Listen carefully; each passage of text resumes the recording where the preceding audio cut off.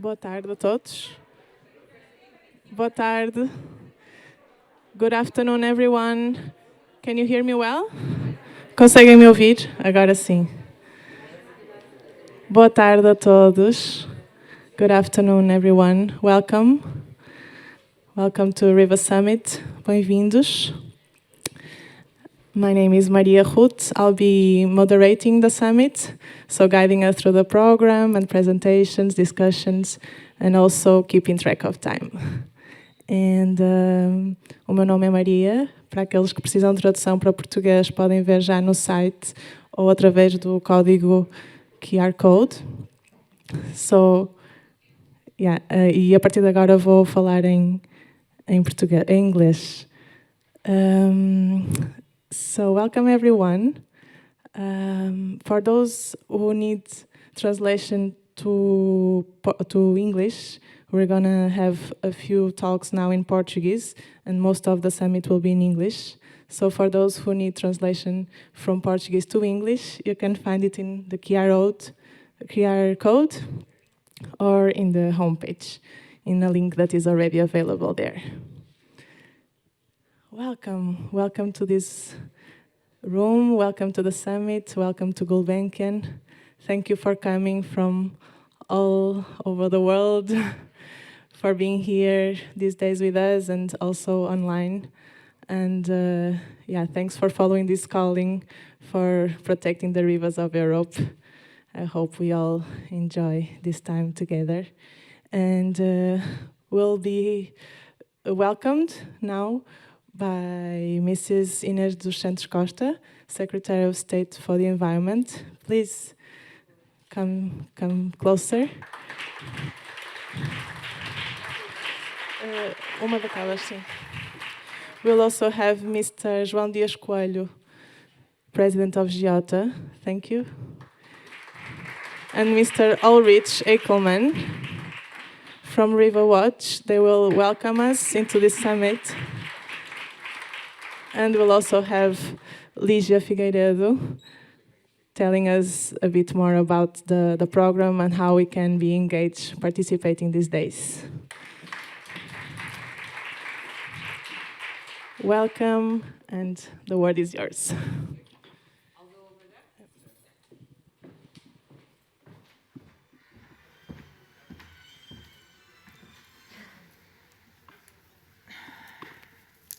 So, good afternoon, everyone. It is a pleasure to have been invited to this opening session of the European River Summit.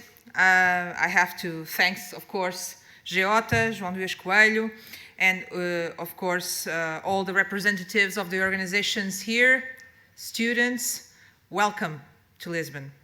So I could start with everything that we have been doing in terms of river recovery and all the effort and investment that we have dedicated since the beginning of this work, since 2019, which I think we can all agree it has been something, at least at the national level, the level of effort that it has been placed, it's something that has never been done previously.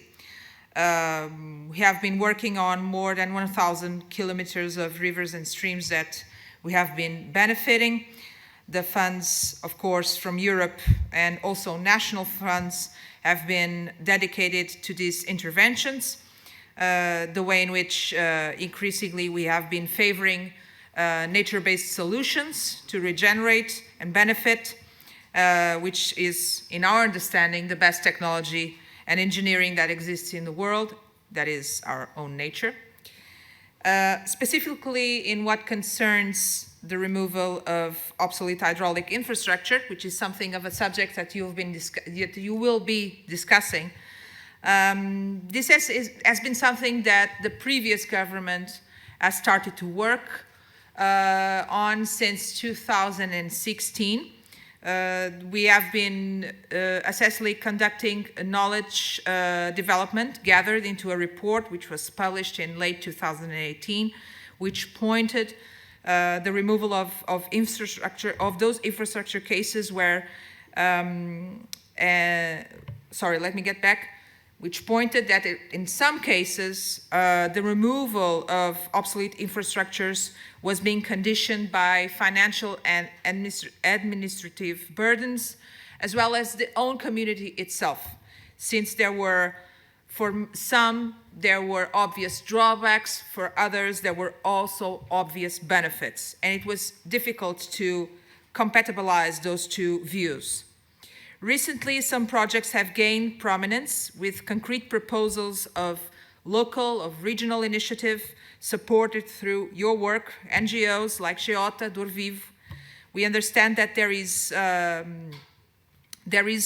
sufficient cost to raise a dedicated financial support line to fund these necessary studies and projects and interventions, and we are trying to do so in the negotiations on the cohesion fund for the next cycle. And so for 2022, next year, we have proposed that priority interventions to be signaled out with a calendar for dismantling and river restoration and regeneration measures. But of course, this is not enough. We need to do more. I agree 100%. As far as the current Ministry of Environment and Climate Action and the people behind it is concerned, we will keep pushing for cleaner rivers and waterways. Make no mistake, it's a tough challenge. We feel like swimming against the current most of the times. So all those things I talked about previously, do not take it, please, as greenwashing words. Those are important interventions that show communities the importance of uncovering previously concrete closed river streams and renaturalize them. They bring out several benefits in terms of temperature, in terms of flood prevention, ecological corridors, air quality, biodiversity. Everything changes, and people respond very positively to those changes. However, there are issues that I want to highlight that go beyond the scope of our action, in terms government-wise, and wander into other areas or other agents of the water resource value system that also deserve attention and awareness. I start with a natural hot topic, which is the resilience of our national river system, which, as you know, also depends on the relation that we have established with our neighbor, which is Spain. That is frequently a source of debate and discussion. Spain needs to give us more water, someone said to me once.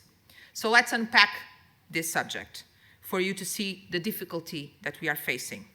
As you know, science is clear and exact. It is going to rain less in the Mediterranean area, at least 30% less for the next years.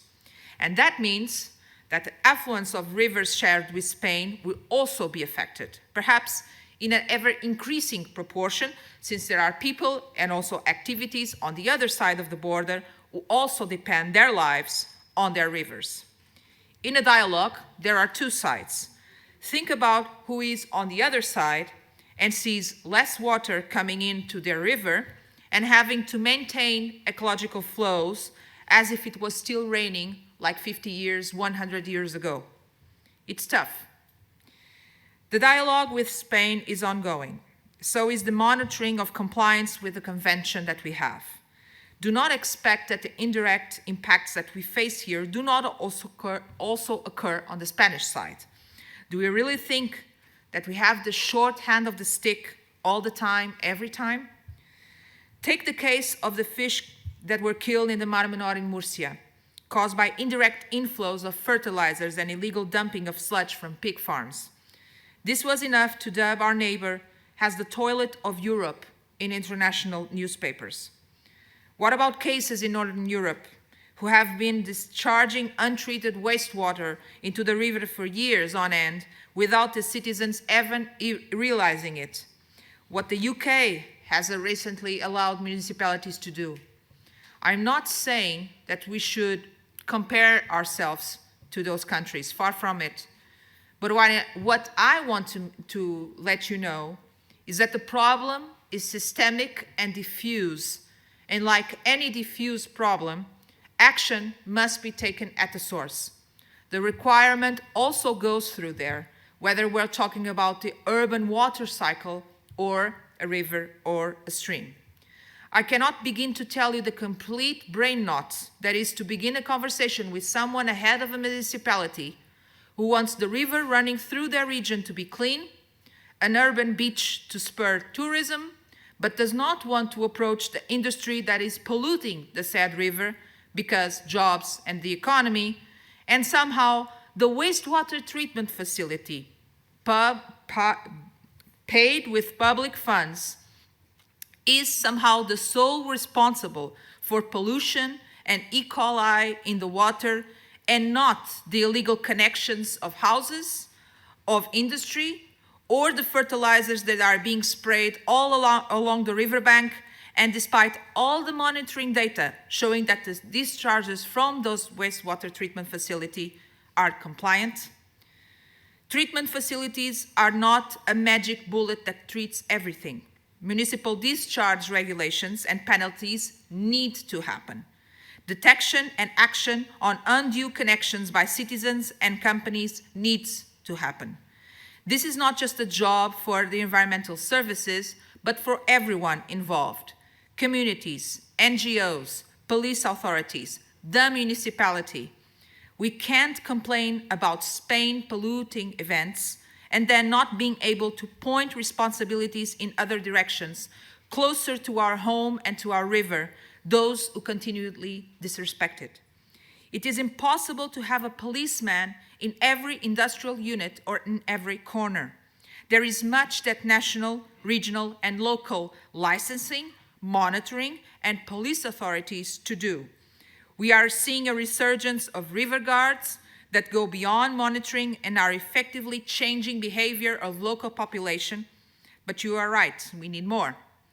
And we know how important the NGOs are in this effort, as well as citizen initiatives for monitoring and reporting, which already exists, for example, in the case of noise pollution.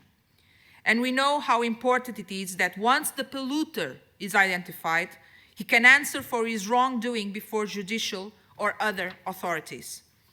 If we want zero pollution, we must have companies investing in technologies that eliminate or minimize the use of water.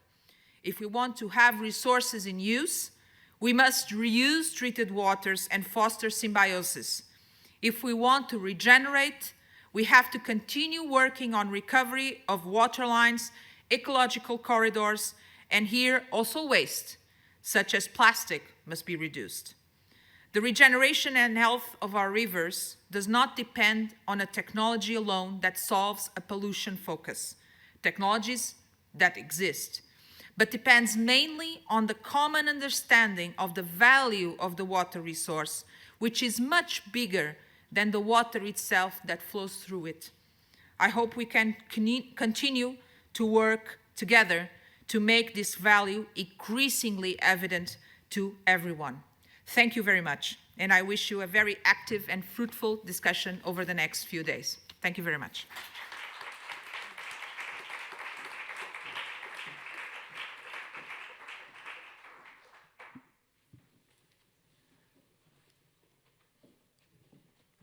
We're going to have Mr. João Coelho after us. We're going to have it in Portuguese, right, João? So anyone that needs translation, please go to the link.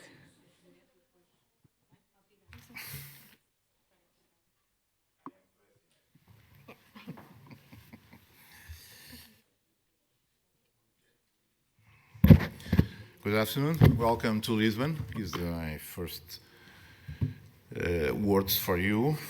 In Lisbon, in Portugal, we have a good weather, you see, and we have a nice river, Tejo, with lots of problems too. We have time to discussing about this, and I speak a little bit in Portuguese because in Portugal we have this work language too.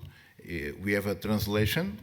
I suppose everybody have, and maybe it's more easy because I don't have a paper to make my ideas, and I have 3 ideas strong for you. Boa tarde a todos. Eu julgo que estão aqui também muitos ativistas portugueses e das associações ambientalistas, e vou falar I speak louder, ok? Vou falar devagar para que a tradução se possa fazer com calma, até porque eu não sei se funciona.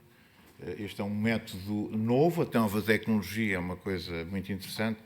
Eu ainda estou habituado àqueles microfones antigos e àqueles auscultadores e, portanto, julgo que isso funciona bem. Yes? Do you understand me? Ok? Is all right? Very well. Então, first of all, quem é Jota? First of all, sorry.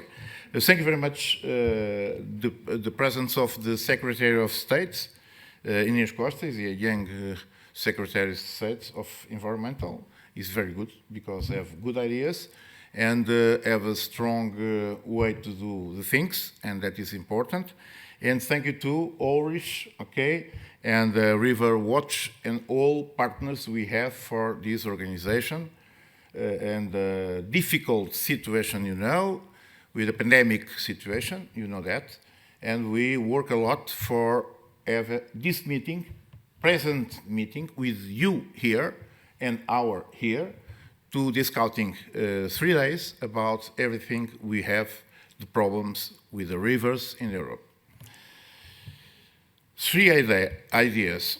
First of all, Jota, our ONG. Jota é uma associação ambientalista que faz este ano, in this year, 40 years old. More or less with my age, no.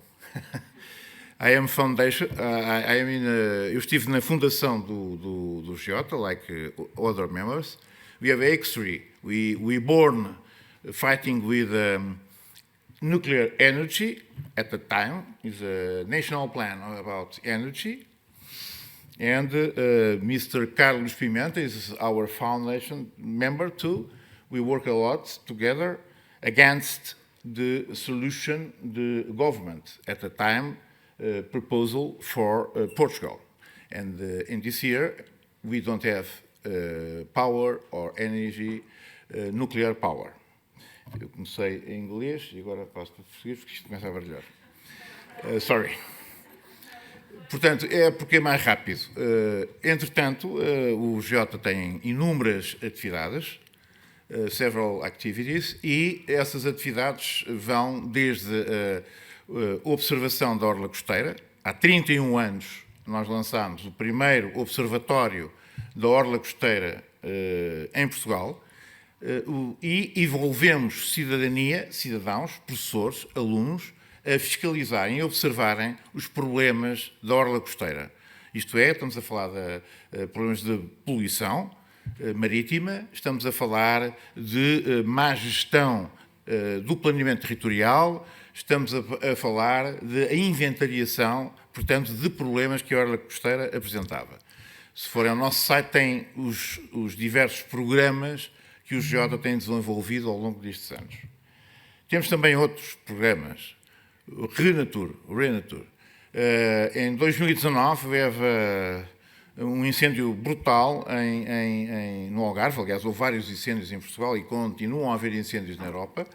E o Jota programou uma iniciativa de restauração natural com a Câmara Municipal de Monchique e apoiada com o Instituto Nacional de Conservação da Natureza, ICNF, e também com o Instituto do Turismo e também com entidades locais diversas para que pudéssemos atuar junto das populações. E porquê? Porque o território nacional, em 95%, grosso modo, é privado. E, portanto, muito daquilo que ardeu, e estamos a falar de mais de 27 mil hectares, o maior incêndio europeu em 2019, haveria que recuperar de forma sustentada esse território. E, portanto, o que fizemos foi exatamente sensibilizar os proprietários a não replantar ou plantarem árvores de rápido crescimento, estou a falar do eucalipto, ou estou a falar de outras árvores que, obviamente, sendo algumas delas até locais, são altamente complexas para a biodiversidade e para a diversidade da flora autóctona. Dito isto, temos mais projetos, obviamente. Enfim, falei destes dois que são emblemáticos. Obviamente que isto é financiado por privados. E é isso que eu também hoje queria aqui trazer, é a importância do financiamento da sociedade civil, a importância da participação da sociedade civil e de que forma é que nós temos que alterar muita coisa a partir da nossa atuação e da atuação das ONGs. Eu queria dar um apontamento que foi o COP26. O COP26, que em Glasgow, tinha expectativas bastante elevadas. Como sabemos, não tendo sido um fiasco, foi muito decepcionante. Estamos há muitos anos a falar sobre os problemas do clima. Estamos há muito tempo a alertar para as questões do clima. Mas os governos tiveram, na primeira fase, uma ação declarativa de intenções, sabendo nós que as metas do Tratado de Paris são, obviamente, necessárias para serem cumpridas, e há um conjunto de ideais e objetivos no âmbito do Green Deal da Europa para serem cumpridos e que queremos exportar de alguma forma, cativar, diríamos assim, as outras nações para que se envolvam cada vez mais no combate às alterações climáticas. Esse trabalho é um trabalho muito complexo. E o trabalho da atividade política, da sensibilização dos próprios gestores da política nos diversos países é complexa. Nós sabemos que a Rússia e a China têm uma posição reservada quanto a esta matéria. Sabemos também que a Índia tem limites, apresentou alguns limites que já é favorável, mas que não tem os limites que nós pretendíamos, nomeadamente para evitar que o crescimento, ou tentarmos atingir a neutralidade carbónica em 2050, e isso está, neste momento, claramente posto em causa. Parece também que, além disso, há as forças económicas, que é tradicional, e que perspectivam uma economia de desenvolvimento e de crescimento não sustentável. No hábito, a economia circular surgiu, está agora muito na voga, mas surgiu há pouco tempo, e os conceitos a implementar, as modificações, as alterações a introduzir no sistema económico e na indústria vão levar algum tempo e têm que ser exigentes. Se na Europa nós temos legislação cada vez mais exigente, aliás, por isso talvez os ingleses tenham feito o Brexit também, porque a disciplina, a organização e as normas são obviamente exigentes, mas há outra questão. Nós temos que ter noção das realidades, inclusivamente a diversidade de países que temos na Europa. No sul da Europa, o nível de problemas é necessariamente diferente de muitos outros países, como no caso do norte da Europa. Há pouco falava com a sua Secretária de Estado sobre a questão dos resíduos. Há países que têm soluções de queima instaladas e, obviamente, até sedentárias para queima, e Portugal tem 2 incineradoras no continente para resíduos urbanos, uma em Lisboa e outra no Porto. E, obviamente, que tem que ser na reciclagem, nas novas apostas que estamos a fazer, que tudo, em termos de política ambiental, tem que ser dirigido. Mas não é este o tema que nós hoje vamos falar. Nós vamos falar dos rios. E sobre os rios há 2 ou 3 ideias que são importantes também.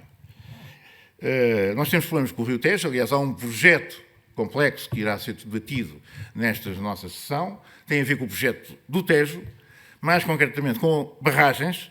A barragem do Pisão é uma barragem que é financiada pelo plano de reequilíbrio ou de recuperação e resiliência, ou designação do PRR em Portugal, e, obviamente, é uma barragem que nos levanta imensas dúvidas. Aliás, há várias barragens que nos levantam imensas dúvidas. Isto tudo porque a lei, para ser cumprida, tem que obedecer a determinados critérios. Uma é ser, de facto, cumprida. E quem tem que dar o exemplo é o Estado, seja ele o Estado Central, seja ele o Estado local, seja ele o Governo, seja ele os municípios. Em qualquer país da Europa, isto tem que ser cumprido. E temos que começar a cumprir a lei que existe. Uma das leis que existe e que muitas vezes é secundarizada é a avaliação ambiental estratégica. A avaliação ambiental estratégica não é mais do que avaliar a localização exata de uma infraestrutura. E não chegarmos aqui, criarmos o local e depois fazermos a avaliação desse local. Isso, quando muito, era um estudo de impacto ambiental. Mas não é isso que se está a fazer. Está-se a avançar rapidamente com os projetos, porque é preciso investir, é preciso pôr a economia a funcionar, vem um pacote financeiro para todos os países e Portugal está desejoso de pôr esse pacote financeiro na prática. Agora, eu que tenho a idade que tenho, já estou a chegar aos 60 anos, já assisto a crises pandémicas, em termos económicos, financeiros e outros, e sociais, desde a Revolução do 25 de Abril. Eu era novo, mas ainda assisti à Revolução do 25 de Abril, penso que a sua secretária de Estado não teve esse prazer. E, portanto, assisti a crises contínuas, com o FMI, crises económicas, crises sociais graves e uma mudança de regime. Nós, neste momento, estamos, em 2021, a mudar o sistema que temos e a mudar a nossa mentalidade. E o papel da sociedade civil é fundamental. Fundamental para ajudar, muitas vezes, o poder central e o local a decidir bem. E, portanto, tem que haver uma coisa que é exigência, fiscalização, reivindicação. E estes aspectos têm que ser exercidos pelas ONGs. As ONGs hoje são organizações, na sua maioria, bem qualificadas, com doutorados, ligadas ao meio universitário, a fazer estudos, como nós fizemos no GJ, relativamente à Bacia do Douro. E, portanto, temos opiniões sustentadas, mais sustentadas muitas vezes que o próprio Estado, nas opções que toma. Eu vou tentar agora limitar, porque sei que o tempo não será limitado para todos, como é evidente, mas julgo que isto é fundamental nós termos presente. E espero convosco dar-vos também um pouco da minha experiência, até porque recentemente desci o Tejo inteiro, e não podemos estar na situação limite, foi aqui falado e bem pela senhora Secretária de Estado, da questão da Convenção da Albufeira, que tem muitos anos e cuja revisão é altamente complexa. Precisamos de ajuda vossa e, obviamente, da União Europeia, provavelmente na negociação, porque os causais ecológicos dos rios não estão a ser cumpridos. E do lado, enfim, de quem necessita de água, e o recurso hídrico é cada vez mais o mais necessário, e, portanto, temos que falar de eficiência hídrica, acima de tudo. Não é produção hídrica, é eficiência hídrica. Obviamente, nós vamos necessitar de chegar a acordos. Nós não podemos atravessar o Rio Tejo a pé. E não sei se sabem, mas o Rio Tejo, que podem ver aqui, na sua foz, tem locais onde se atravessa a pé, e o Guadiana ainda pior, que é a sul. Estou a falar de Portugal. Mas imagino, e conheço alguns rios, que já viajei, obviamente, bastante na Europa, para não dizer quase toda a Europa eu conheço, e há rios de fronteira e rios que são atravessados e que são geridos em comum e que, obviamente, focos de poluição, devido às atividades económicas e não só, criam problemas gravíssimos entre países. E os rios, na história, foram a fonte de guerras. Ainda são. Na Síria, em Israel, na Palestina. Não é uma questão religiosa só. Não.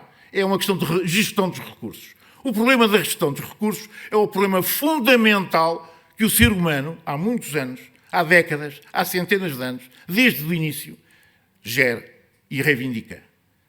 E a lei do mais forte é a lei do mais forte, não é a lei, muitas vezes, do futuro e da sobrevivência do planeta. Nós costumamos dizer que pensar global, agir local. Eu hoje queria-vos dizer que nós temos que pensar global e pensar local e agir nos dois locais. Isto é, global, nós, GJ, temos que usar os nossos meios, não só para ficarmos na nossa terra, que é Portugal, mas falar com a África, falar com os países lusófonos, colaborar com eles, permitir dar-lhes apoio. Eu fui a Cabo Verde recentemente e vi numa ilha, que é a Ilha do Maio, em concreto, que não tinha e não há projetos de tratamento de resíduos, que é uma coisa assustadora, há projetos imobiliários, há projetos de crescimento económico, mas não há o básico. E o básico é a água, é o saneamento, é o tratamento de resíduos. Mas os políticos, muitas vezes, e particularmente nos países cada vez mais a sul, não estão preocupados com essa matéria. Eu diria, não sei se alguma vez estiveram seriamente preocupados. Porque as soluções é a natureza. A poluição e o plástico é para a natureza que fazem. Nós não podemos aceitar isso mais. E temos que colaborar com estes países que têm dificuldades, e muitos deles têm também um fenómeno complexo que é a corrupção, Mas a corrupção não é só culpa desses países. A corrupção vem muito também do desenvolvimento económico que a Europa construiu, e não só a Europa, os Estados Unidos e os países desenvolvidos, e que exportam tecnologia inadequada e exportam, e infelizmente agora a União Europeia desde ontem adotou medidas para não haver exportação de resíduos, e exportam resíduos perigosos para a África, com negócios absolutamente inqualificáveis e, obviamente, não fiscalizáveis, não controláveis pelos próprios Estados, o que é inaceitável. E, portanto, o que vos queria dizer é que este trabalho não pode ser só da União Europeia e dos Estados. Eu estive na Áustria a semana passada, ouvi o primeiro-ministro croata, e que dizia, e estávamos obviamente ligados tudo a pessoas em matéria legal, e ele estava a descrever a situação da COP26. E o apelo que ele fez foi: isto não se vai resolver com os governos. Não vai. Os governos têm muita dificuldade na Europa a chegar a consensos. Os governos são egoístas porque estão a representar ciclos eleitorais, e portanto não têm visão de longo prazo. Não têm a visão para a humanidade. Têm visão para o exercício do poder imediato. E ligam-se à economia porque o lucro fácil é o imediato.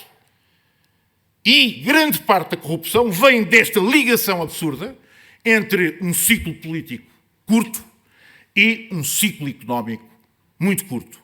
Eu quero viver tudo hoje bem e sou egoísta. Esta foi a sociedade que eu encontrei ao longo dos anos e cada vez sinto que continua a aparecer. Qual é o fator de mudança? E esse é o apelo que eu vos queria aqui deixar. É a pandemia. A pandemia foi um momento de paragem. A pandemia forçou os aviões a aterrar, forçou a parar para saber o que é que andamos cá a fazer todos, pôs-nos a refletir e ainda anda aí, porque ele agora vai continuar aí, o vírus existe, a natureza é o que é. A desflorestação, obviamente, vai criar grandes problemas. As alterações climáticas vão necessariamente criar grandes problemas. Mas quem criou os problemas todos à natureza fomos nós, homens. E, portanto, a nossa sobrevivência depende da alteração radical do nosso comportamento. E o nosso comportamento tem que ser exemplar. E o nosso comportamento enquanto ONGs tem que ser altamente crítico, sempre que for necessário. E sempre fundamentado. Porque há uma coisa que eu vos queria apelar. As organizações não governamentais não podem ser única e exclusivamente, como às vezes algumas são, meios de pressão. Tem que ser muito mais que isso. Têm que ser organizações cívicas de solução. O nosso problema não é criticar o que está. O nosso problema é encontrar solução para o que encontramos, ajudar quem pode decidir, dar força a quem está do nosso lado, que é da natureza, que é de nossa boa vontade, e tentarmos fazer uma aliança com essas pessoas. Essas pessoas não têm cor política nem clube de futebol. Essas pessoas, como eu costumo dizer, não é? Normalmente fala-se mais de futebol do que de natureza e de problemas das alterações climáticas aqui em Portugal. É muito difícil, Sr. Estado, temos um debate televisivo para falarmos sobre estes assuntos. O que falamos é quem ganhou, se foi penalti e qual foi o resultado do futebol. Isto é absolutamente inacreditável quando estamos com uma crise climática e com uma pandemia e está tudo a voltar ao mesmo. Estamos a regressar ao mesmo. E eu espero que no final destes 3 dias, com a nossa experiência, com o nosso convívio, com a nossa discussão, possamos inverter e criar lógicas de proteção ao meio ambiente. Quando falei há pouco, e ficou obviamente uma manifestação de apreço para que o Governo altere a sua posição, foi criada uma lei de avaliação de impacto imediato, de avaliação estratégica, porque nós temos necessidade de um novo aeroporto de Lisboa. Vocês vieram todos de avião e viram que o único aeroporto que existe na Europa, a Grécia tem uma coisa um bocado também fanhosa, um bocadinho fraca, mas é o único aeroporto em que vocês aterram no centro de Lisboa. Vocês apanham um metro e 5 minutos depois estão no Recio, que é o centro de Lisboa. Ok? Isto não existe em parte nenhuma. Quer pelo perigo, quer pela poluição, quer por tudo. E em vez de andamos há 50 anos em Portugal a discutir um novo aeroporto de Lisboa. Eu era jovem e ainda andámos a discutir onde é a localização do aeroporto. Então já houve N governos, N localizações E agora vamos ter que fazer uma avaliação ambiental estratégica. Isto é, vamos fazer aquilo que já devia ter sido feito, que era a primeira coisa a fazer, que é qual é o melhor local, em termos económicos, sociais, ligação modal, etc., ambiental. Não é? E o que está em cima da mesa neste momento são 2 locais. É o Montijo para e o chegar numa Alcochete. conclusão. E só vou-vos dizer isto. O que é que existe neste local? O estuário do Tejo. O que é o estuário do Tejo? O estuário do Tejo é uma zona classificada, é uma área protegida de nidificação de aves migratórias, estratégica para toda a Europa, não é só para Portugal, porque não há fronteiras na natureza. Não há. Os rios não têm fronteiras e os animais não têm fronteiras. Os únicos que criaram fronteiras fomos nós. E, portanto, nós, humanos, obviamente. E, portanto, o que há necessidade neste momento é de invertermos esta situação. Agora, reparem, vamos criar, numa altura em que deveríamos ponderar, e se está a ponderar a nível europeu, os voos de 600 km ou menos serem finito, não é? Utilizarmos a ferrovia, que já devíamos ter absolutamente na Península Ibérica a sério, e não temos. Também temos isso atrasado há muitos anos. E é aí que estão os investimentos que nós temos que fazer. Na ferrovia, na água, no saneamento total das populações e proteger o que é natural e que tem valor patrimonial. Porque tem valor patrimonial. É que há muitas empresas que acham que o ambiente não é um valor. O ambiente é um local onde se tem que posicionar uma indústria o mais barato possível, com um investimento mais baixo em termos de custo, mas que fique bem localizado de preferência para poder não ter custos de transporte. E isto não é política de desenvolvimento económico ou de crescimento económico. Isto é de subdesenvolvimento crescente para aquilo que é o sério, o inteligente que nós, seres humanos, investigadores universitários, temos que lutar. ONGs temos que lutar. Por baixo de Alcochete, por exemplo, só para vos dar este exemplo, existe o maior aquífero de água doce da Península Ibérica. Vou repetir, por baixo de Alcochete, que é o Campo-Tiro, onde se está a planificar este estudo, existe só o maior aquífero de água doce da Península Ibérica. Quer isto dizer que temos ali um valor que é superior ao petróleo. Normalmente dizem que Portugal é um país pobre, eu digo que é mentira. Nós temos uma natureza fantástica, temos ilhas fantásticas como os Açores e Madeira, particularmente os Açores, e temos, portanto, riquezas naturais como o oceano, que é de todos, mas enfim, e que tem necessidade também de ter uma atenção especial. E, portanto, temos ali, e para concluir, mas eu achei que era importante transmitir-vos esta energia que ainda sinto com esta idade, antes de passar ali ao Ulrich, que com certeza tem ali muita experiência do rio onde está, é que não podemos fazer as neiras. Não temos nem tempo, nem dinheiro, nem condições. E, acima de tudo, o planeta não precisa de nós. Nós precisamos do planeta. A nossa ação é pelo planeta, é pela cidadania e é usar os mecanismos que a cidadania hoje proporciona para poder mudar. E que termino com isto. Nós tivemos uma revisão constitucional há relativamente pouco tempo que permite uma coisa chamada iniciativa legislativa de cidadãos. Isto é, nós cidadãos, e nós, Geota, estamos a promover, queremos uma lei para a proteção dos ecossistemas fluviais e marinhos. E vamos propor, já propusemos essa lei, estamos a subscrever, precisamos de 20 mil assinaturas. 20 mil assinaturas. E essa lei tem que ser discutida na Assembleia da República. E os políticos vão ter que a discutir, gostem ou não gostem. E aí vamos ver quem é que está de um lado ou do outro. E, portanto, meus caros, o que vos queria dizer é, primeiro, muita amizade, que tudo isto corra muito bem, e espero que não vos ter maçado, falei em português, porque para dizer tudo sem papel não é fácil, tinha que trazer isto para não me esquecer das ideias, e quando vou citar alguém que eu admiro muito, que é o Papa Francisco. O Papa Francisco, até agora na pandemia, diz-me que não se salvam só uns. Ou nos salvamos todos, ou não se salva ninguém. E, portanto, a ação das ONGs, a ação dos políticos e a ação dos empresários e da economia tem que ser no sentido de dar qualidade de vida, proteção, justiça social e salvar-nos todos, salvando o planeta com qualidade de vida e sustentabilidade. Obrigado.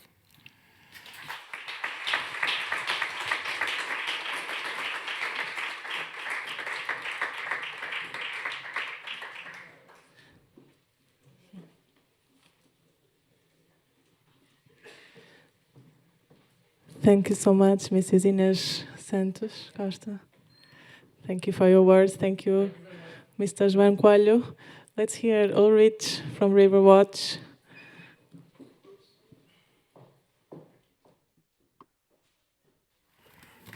Well, I'm not sure if I can do that in that emotional way. Hello, everyone. Good to be back. You know, the whole thing with this European Rivers Summit actually started here in Lisbon. It was in February 2017 when we were invited by the MAVA Foundation, Luis is here, to discuss freshwater issues and why, you know, why the rivers especially are such in a bad condition. And then one of the ideas was to get it into the more spotlight, this river issue, was to create a summit where from activists, from NGOs, for activists, that we come together, share ideas, get inspired. And then we had the first one in Sarajevo 3 years ago in the Balkans. It's one of the centers of dam projecting and of dam tsunami. And I'm happy that some of you at least, were there and here again. And I want to thank you to be here because all these obstacles, you know, it seems like the time and the situation is really filled with dams, even to come here to block the way. And a special thank you for Giota for making it happen because this was so difficult. It was planned to be happening in 2020 and then was delayed due to COVID. So thank you very much that you made it happen for all who do the work. And we know how difficult that is.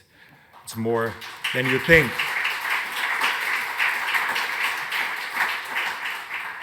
Most things you don't see. They are the most ones who need the most work. I'm not going to, you know, describe what do dams do to rivers because, you know, you all know. Just two numbers, and sadly the Secretary of State is gone. The one number is 84, and the other one is 93.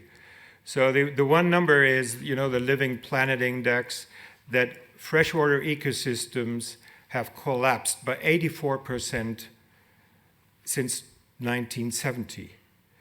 And that's a global number.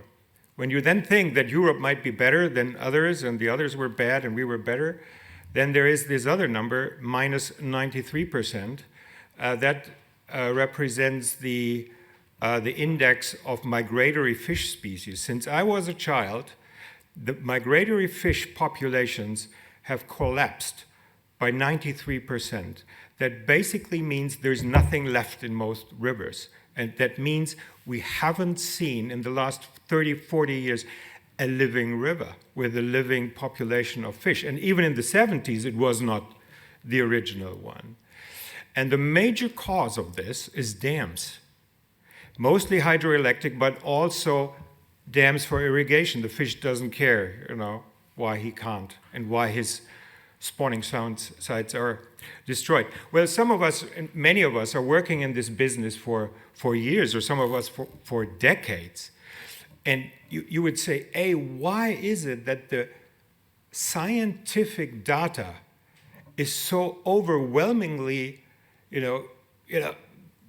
even slamming in the face, but we are still talking about green infrastructure? Well, there are certainly policies that favor profit over values, and we're all in an economic system of endless growth that rewards increasing consumption. So the more we consume, the more rewarded you get. And in the end, it's easy. You make money in our system by either squeezing out people or nature, and you make the most out of it if you squeeze out both of them. And that's happening with dams. Dams are really one of the worst resources because they push species to extinction, they make people homeless, and they're adding even to the climate problem. And there's numerous other reasons. Corruption was mentioned, that is also part of the game here. But despite all this, and following this last European River Summit 3 years ago, I would say there is a lot is about to change. And I see a lot more light, let's put it that way, a lot more light than 3 years ago in Sarajevo. Speaking of the region of the Balkans, since that last summit, the number of dams under construction in the Balkans has been reduced by 50%. So there was a peak in 2017, it's going down, and the tendency continues. It goes down. So we are winning more and more we're winning more dam cases than we are losing. So we are saving more rivers than we're losing them. And that is because people like you, because of activists on the ground, because of lawyers that are involved, of scientists that are involved, even artists. And we hear much more about from my colleagues tomorrow how that all worked. We have even a movement of dam removing. Your Pau is here, representing that. The dam removal is something that years ago it was small. It's getting bigger. So it's attacking from all sides.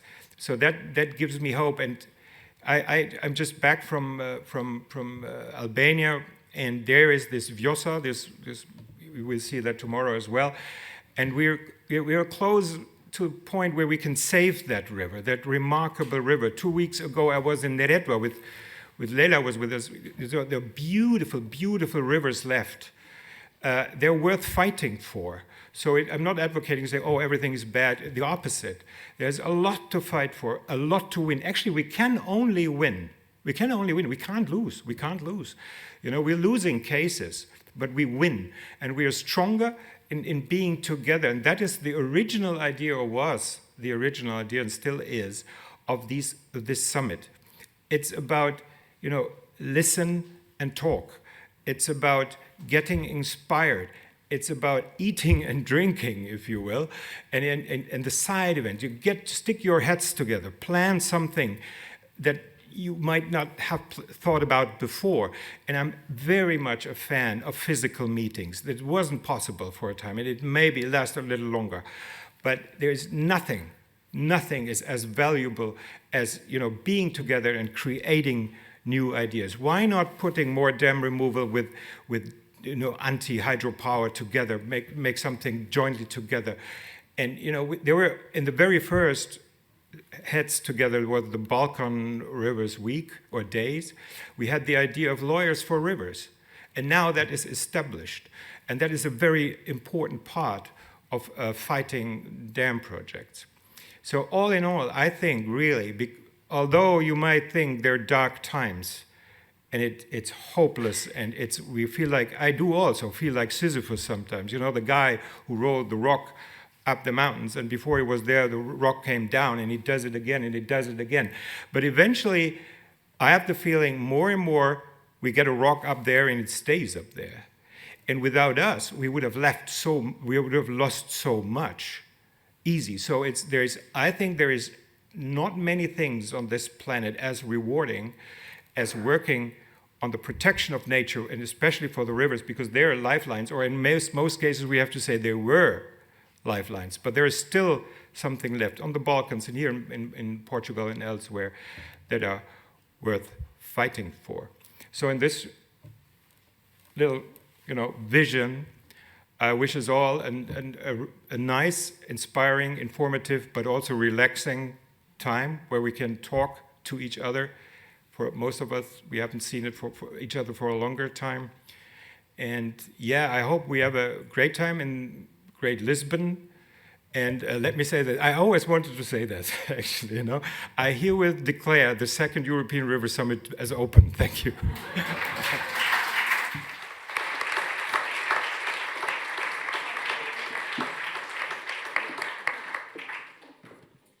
Thank you very much, Ulrich.